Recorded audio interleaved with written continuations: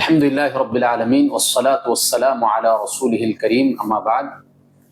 شیخ محترم، سوال یہ ہے کہ کچھ لوگ جو ہے نماز میں جب جماعت کے ساتھ ہم نماز پڑھ رہے ہوتے ہیں تو اکیلے صف میں پیچھے کھڑے ہو جاتے ہیں۔ خصوصاً اکثر مساجد میں جو ہے دیکھنے کو ملتا ہے کہ جو بزرگ لوگ ہوتے ہیں وہ کرسیاں لے کر ایک کنارے سے پیچھے تک بیٹھ جاتے ہیں، دیوار سے لگ کر، حالانکہ وہاں تک صفیں بندی نہیں ہوتی ہیں، وہ پہلے ہی جو ہے اکیلے دیوار سے لگ کر بیٹھ جاتے ہیں۔ اور کبھی کبھار ایسا بھی ہوتا ہے، وہ اس امید میں بیٹھتے ہیں کہ لوگ آئیں گے تو صف مکمل ہو جائے گی، اس امید میں بیٹھے رہتے ہیں۔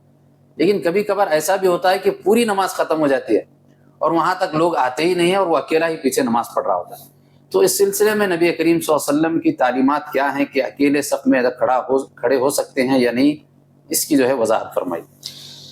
بسم اللہ الرحمن الرحیم، الحمدللہ والصلاة والسلام علی رسول اللہ، اما بعد۔ جی، آج کل یہ آپ نے جیسے کہ کہا، واقعی میں بعض مساجد میں ایسا دیکھنے کو ملتا ہے، 8-9 صفوں میں کرسی والے اپنی اپنی جگہ کارنر کی لے کر بیٹھ جاتے ہیں۔ ان بیچاروں کو پتہ نہیں کہ اس بارے میں کیا حکم ہے۔ اللہ کے رسول صلی اللہ علیہ وسلم نے ایک آدمی کو صف میں اکیلے نماز پڑھتے ہوئے دیکھا تو آپ صلی اللہ علیہ وسلم نے اس سے کہا کہ تم اپنی نماز کو دہراؤ، یعنی نماز کو واپس دہرانے کا حکم دیا۔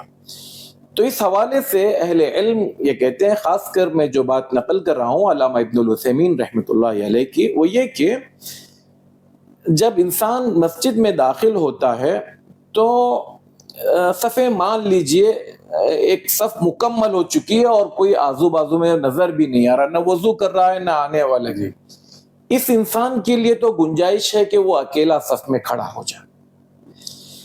ورنہ آدمی جب مسجد میں داخل ہو اور اگر تھوڑی سی بھی جگہ ہے، تھوڑا سا اشارہ کر کر وہ وہاں پر جگہ بنا لے، بہتر ہے۔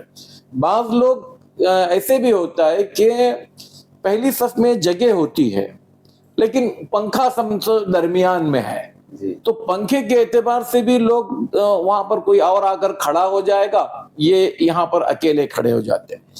اس طرح سے اگر کوئی بندہ، عذر یہاں پر 2 ہی ہیں جو شیخ نے نقل کیا، ایک یہ کہ کئی آدمیوں کے بیچ میں اکیلی ایک عورت ہو تو وہ اکیلی نماز پڑھ رہی ہے، یہ اس کا شرن، کیونکہ وہ مردوں کے ساتھ جمع نہیں ہو سکتی۔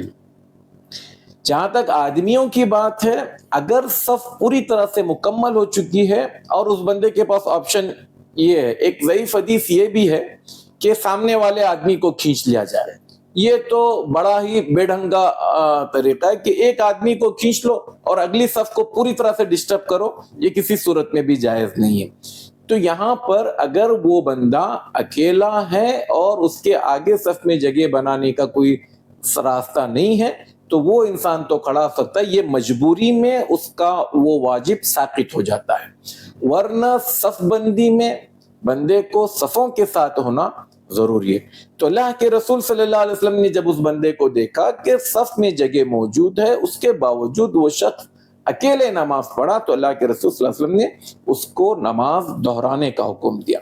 اب جو لوگ کرسیوں پر نماز پڑھتے ہیں تو انہیں چاہیے کہ بھئی اگلی صفوں میں جہاں تک آخری صف جو بنی ہے، مان لو اقامت کے وقت میں 4 صفیں بن چکی ہیں، تو چوتھی صف میں وہ لوگ اپنی اپنی جگہ بنا لیں۔